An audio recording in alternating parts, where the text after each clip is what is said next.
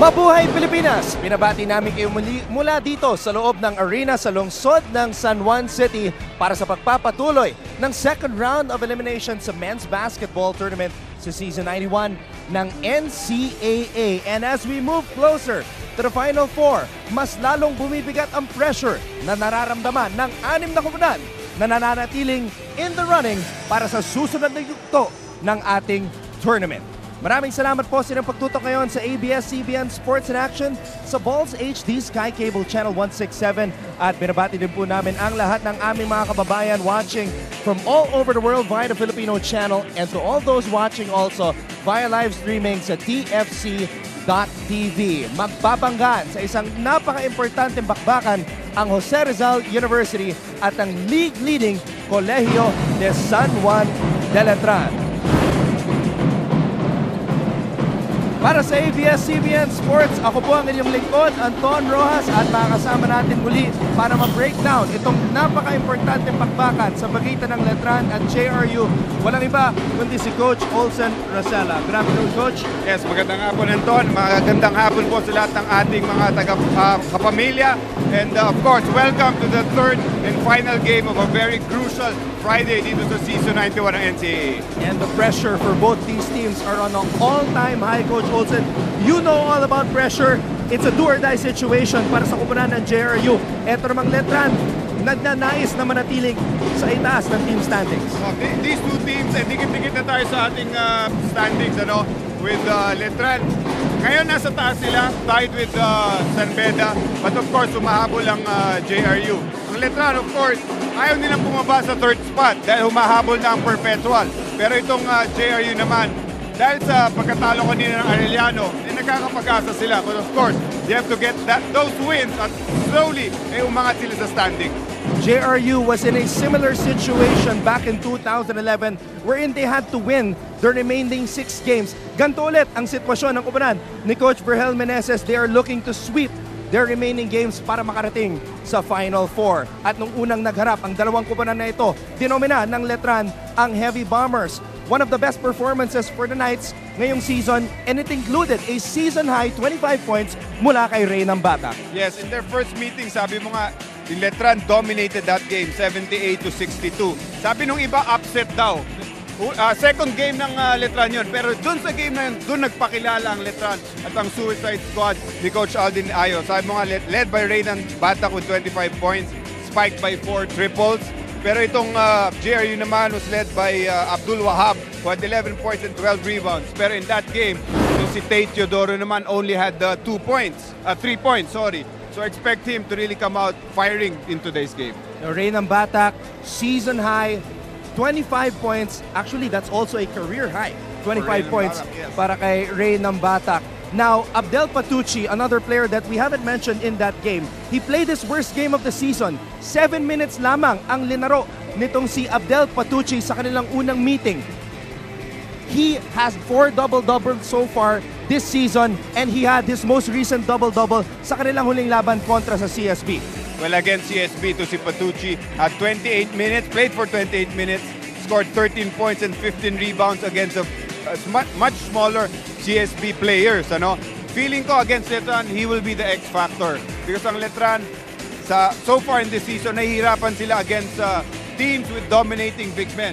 Nung natalo sila sa Mapua, it was Oraime who dominated them. Nung natalo sila sa San Sebastian, it was the duo of Ginto and Calisan who dominated them. So feeling ko ito si Patucci will be an X factor if they want to beat Letran.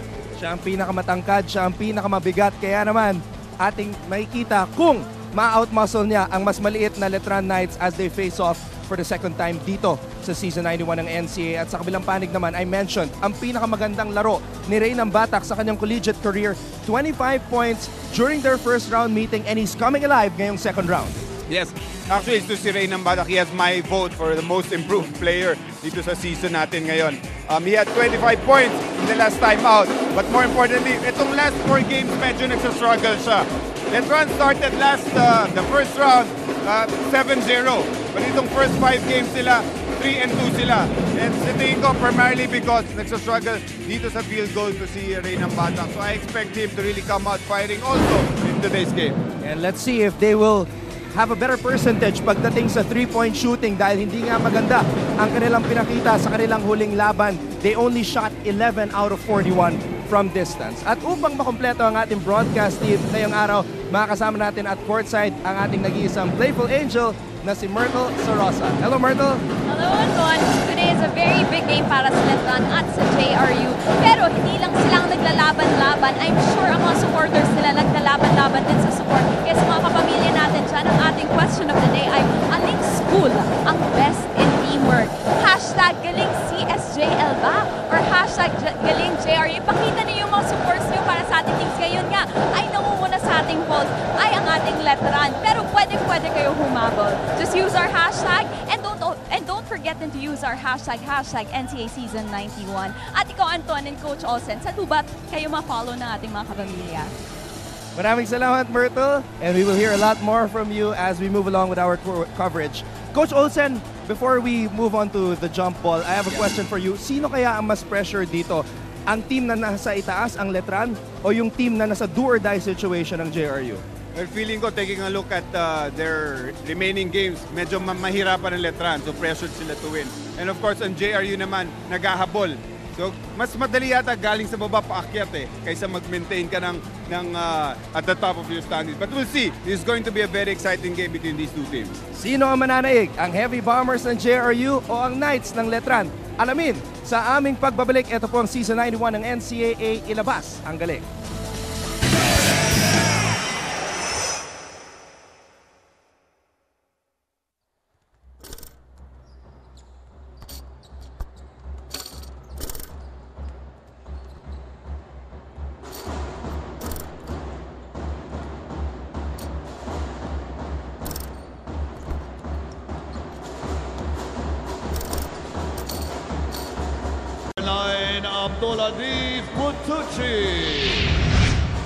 The off-guard number 19, Darius Estrella.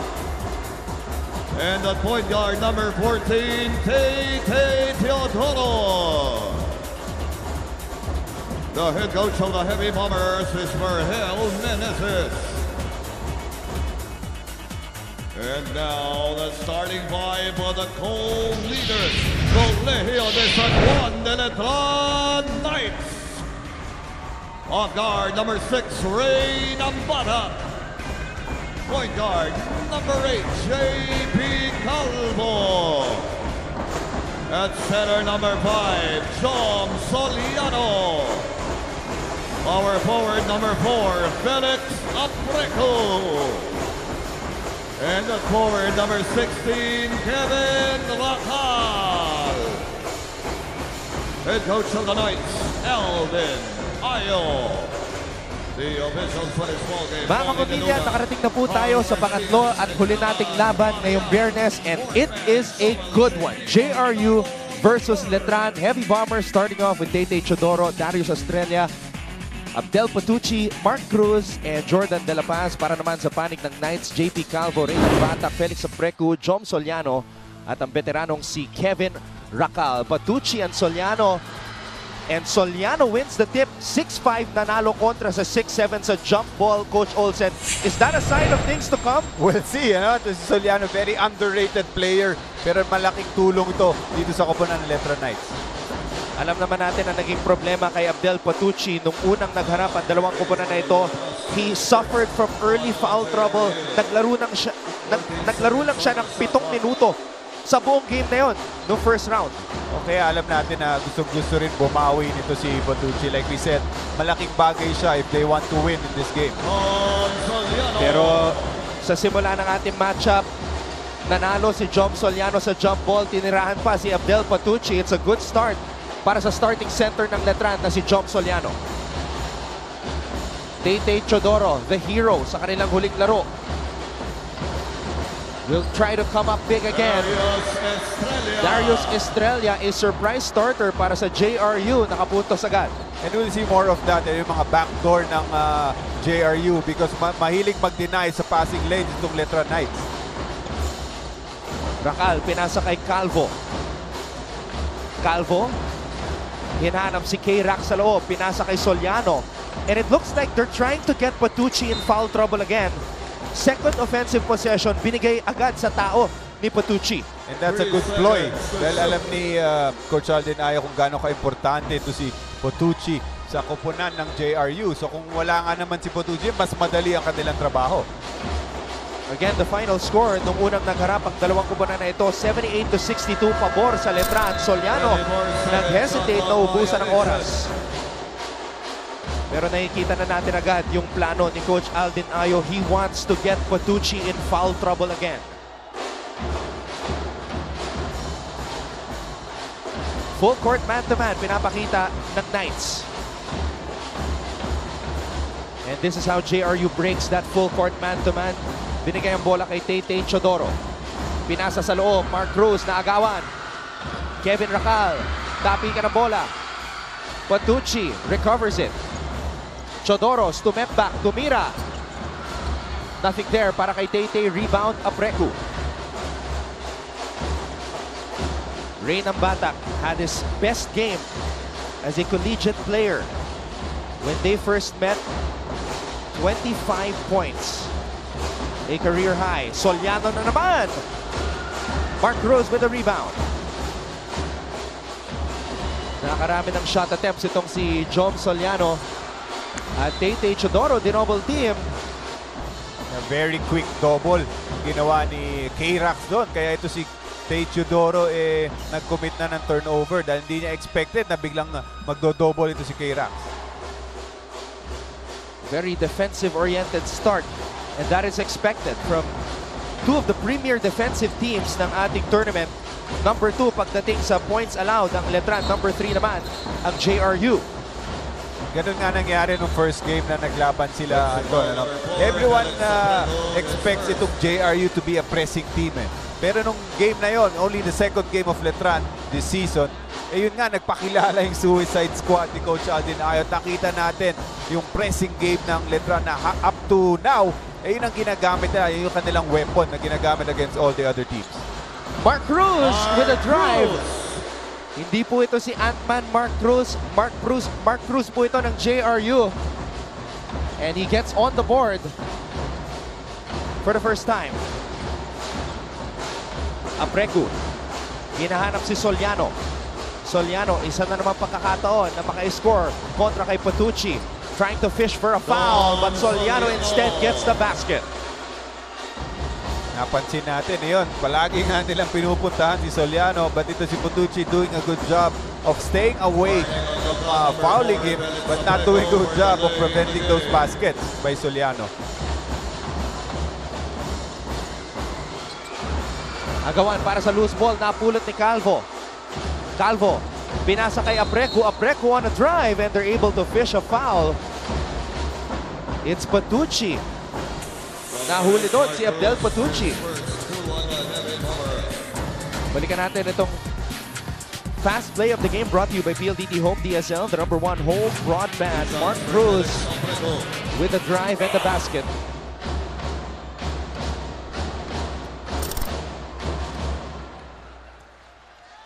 Ngayon naman, punta natin si Myrtle Sarosa with this report. Myrtle?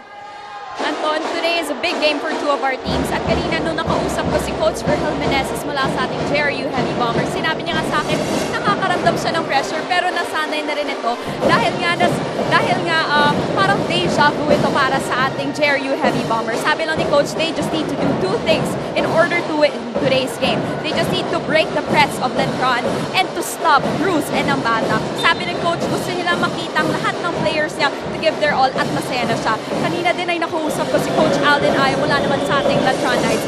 At kita-pansin talaga sa mukha ni Coach na medyo kinakabahan siya for today's game after coming from a loss from Napua. Sabi ni Coach, their next 4 games are big games for Letran and there's really a lot in stake. Pero gusto lang ni Coach na enjoy ng team ang mga bawat games nila. They just need to be spontaneous, natural, and to prioritize their defense. At doon masaya din si Coach Alden. Balik muna sa'yo, Anton. Maraming salamat, Myrtle. Napansin nga ni Myrtle yung pagkakaiba sa demeanor ng dalawang coaches mas relax si Coach Virgel Meneses dahil nga he's been in this situation before. Si Coach Aldi naman, na bagong head coach dito sa NCAA, is starting to feel the pressure of being on top. Yes, pero normal yan eh. Yung pressure, yung kaba, normal yan eh. Sometimes, mas magandang ayon because it makes you prepared for a game. And of course, itong Letran, sabi nga natin, they have a, mga next assignment sila ay medyo malalakas. That's why and it's important for them to stay at the top, at least to get the top 2. And they will welcome bonus points like these. JP Calvo knocking down a triple from the corner. Tabla ang ating bakbakan, 8-all. Patucci. Tumigil. Tumira. Pasok. Abdel Patucci, unang puntos ngayong araw. At naibigay niya ang kalamangan sa kanyang kupunan. Crucial matchup sa pagitan ng Heavy Bombers at Letran. Huwag po kayong aalis. Ito po Season 91 ng NCAA. Ilabas ang galing.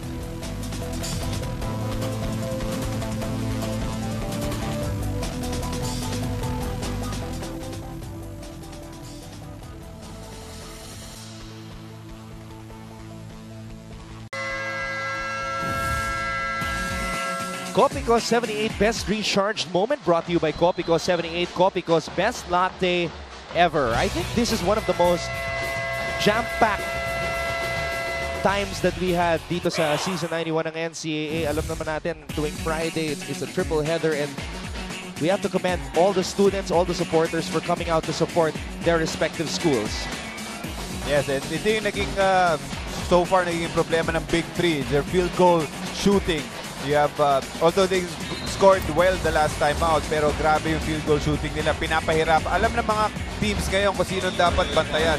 So it's Mark Cruz, Kevin Nakal, and Ray ng Batak. Sinabi nga ni Coach Virgel na pag nabantayan itong Big Three, particularly si Mark Cruz and Ray ng Batak, eh, mas mapapadali ang kanilang trabaho. Kevin Rakal, naipasok na ang kanyang unang free throw. Ron J. Enrile, one of the legends na nagmumula sa Colegio de San Juan de Letran.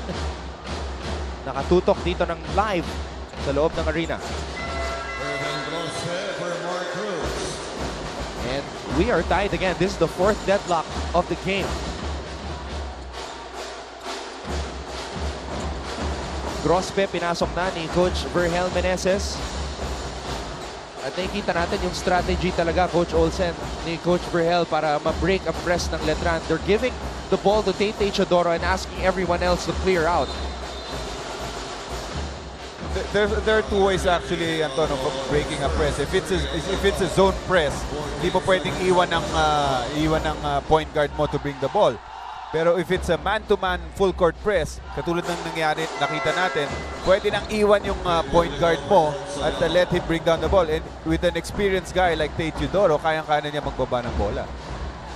Ray Publico, isa sa mga veterano ng Letran, pinasok na ni Coach Aldin. He will be tasked now to defend Abdel Patucci. Grospe wants it down low. Apreco nakatao sa kanya. Grospe, turnaround is good para kay Grospe. 12-10 ang ating talaan. Another lead change. Ito yung JRU, nagpapakita rin ng kanilang version of a full court press. Ng Batak, sumaksak. Rebound, JRU. Here comes Tate. Tate, huminto, tumira. Basket is good para kay Tate Chodoro. At dyan, iyan ang strength ni Tate. Aside from his three-point shooting, yung mid-range game ang talagang makikita natin na napakaganda ang ginagawa ni Tate Chodoro. Number one scorer dito sa JRU, averaging 16.9 points per game. Tate Chodoro, fast play of the game brought to you by PLDT Home DSL, the number one home broadband. Chodoro with a clutch play, coming up with a crucial steal to seal the deal para sa JRU sa kanilang huling laro kontra sa CSB, kung saan na-survive nila yung career-high 34 points ni Jonathan Gray. Cruz, pinasok na ni Coach Aldin Ayo. Agawan para sa bola, counter steal ni Ray ng Batak. Cruz to ng Batak. Ng Batak with a sidestep, shoots over Patucci. Bitin, tapi ka ng bola. Kanino mapupunta? It's Letran basketball. Nambata kicks it out. Macjor to the Ant-Man for 3. No! It's JRU basketball. Chodoro, Rumarachada. Chodoro with a basket. And we're going to see a lot of that, Anton, in today's game. Both teams very scrappy. So getting to the loose balls, getting to those 50-50 balls, parehong koponan, ayun ang kanilang strength. Enjoy na enjoy itong si Jelay. Sabi niya, syempre Letran ang best pagdating sa teamwork with Nambata, Rakal, Cruz, and the rest of the Knights. Number 1 nga pala ang Letran pagdating sa tweet count sa ating Ilabas ang Galing campaign. They have 626 mentions. Si Ren Striegel naman humirit para sa JRU na number 4 sa ating tweet count with 302 mentions. Master Guapo move of the quarter mula kay Tay Chodoro. Watch out for more Guapo moves powered by Master. Sikreto ng mga Guapo. Tay Chodoro is one of those guys who's only in his second year but sanay na sanay sa pressure. No, and the way he plays, kita mo naman eh. Well, today's game, so far, all of his points coming from the fast break. Dito na naman ang JRU showing their full court zone press. JRU with a mini run here, 18-10. Luib, inside pass. Ray Publico with a basket. Very good assist pass by Luib. From a zone press, itong JRU nagpakita naman ng zone defense. But of course, because of that pass by Luib, Letran gets 2 points easily underneath. Balikan natin itong strong move of the game kung saan nakita ni Jordan De La Paz si Abdel Patucci, who is starting off strong para sa Heavy Bombers. This is brought to you by PLDT Home DSL, the #1 home broadband. 18-12 ang ating talan. Lamang ang JRU. Magbabalik po ang Season 91 ng NCAA. Ilabas ang Galing.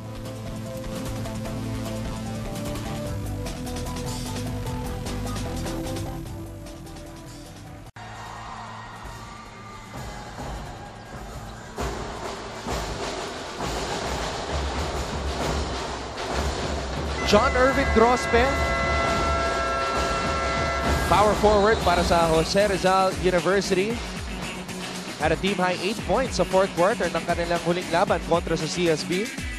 Boy, CSB trying to go for that upset in their last game, but it was really Grospe who scored 8 of his team's 16 points in the fourth quarter.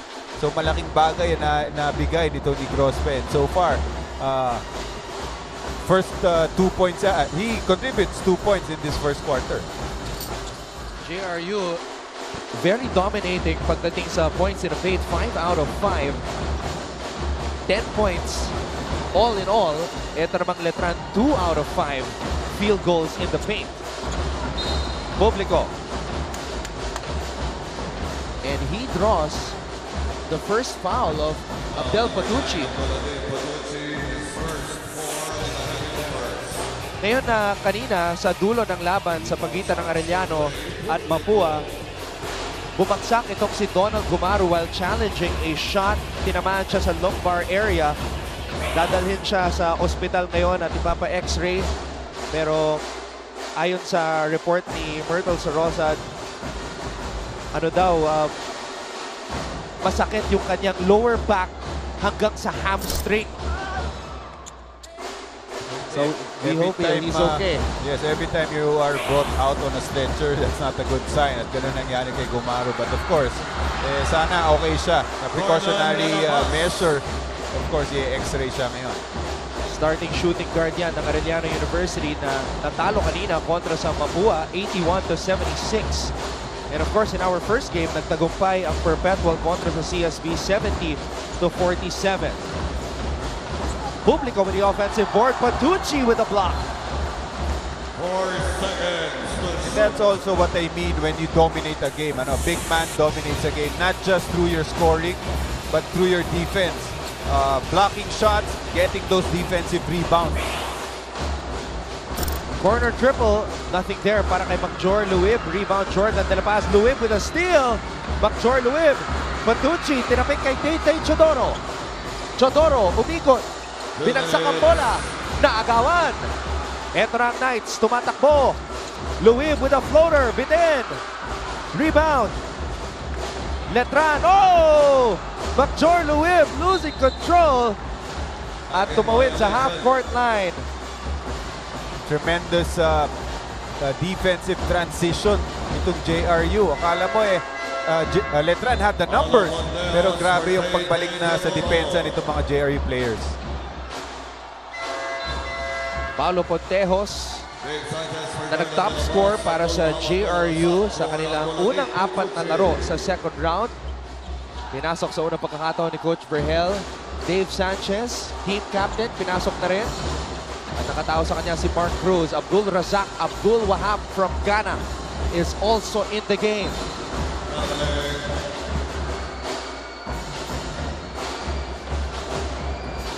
Coach Vergel is livid. He wanted Sanchez to take that shot.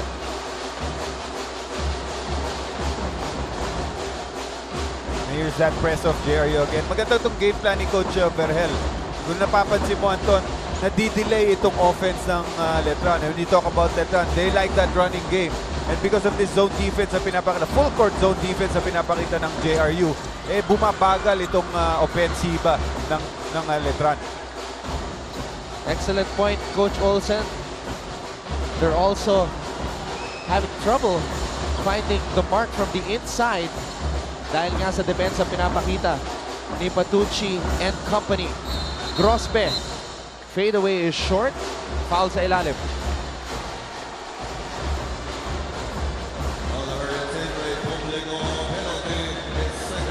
Poor field goal shooting, Coach Olsen, from Letran, only 4 out of 15. And again, it's a defense of JRU kaya nahihirapan itong Letran. In all their shots, makikita mo may challenge palagi ang JRU staying in front. And itong presence ni Potucci and ni Abdul Wahab na making life difficult para dito sa mga scorers ng Letran. Former Letran coach Kaloy Garcia checking out this matchup.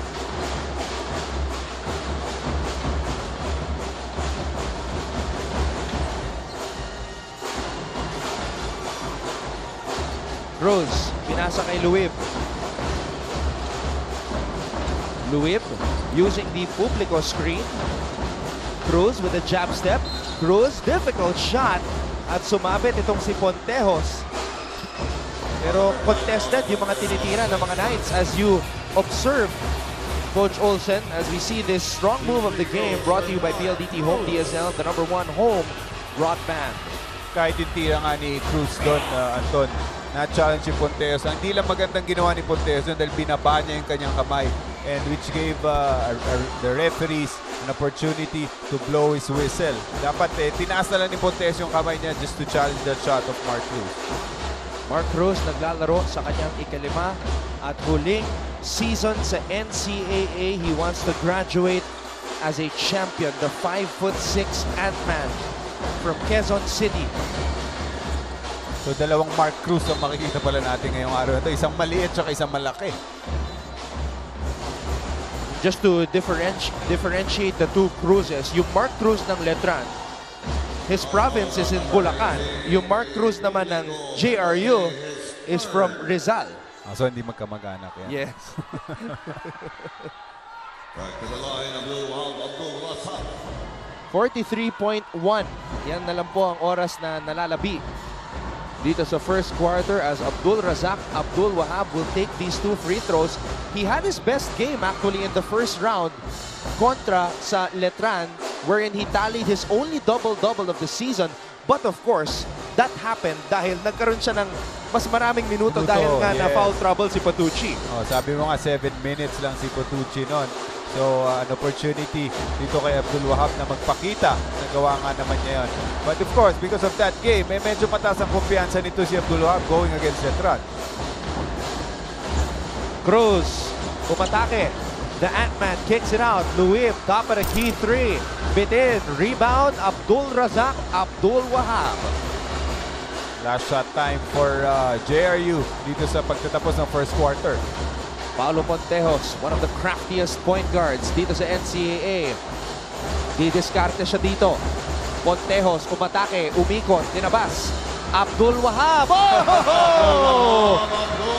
They will take that from Abdul Wahab. Keso boarding yan, Keso Chamba, 2 points is 2 points. A big 10-point lead dito sa first quarter para dito sa JRU. And speaking of a 10-point lead, teams in the NCAA are 18-0 when leading by 10 points or more at the end of the first quarter. Will that remain to be true? Or will the Letran Knights break that trend? Yan po ang ating malalaman sa aming pagbabalik. Ito po ang bakbakan sa pagitan ng JRU at Letran sa Season 91 ng NCAA Ilabas ang Galing.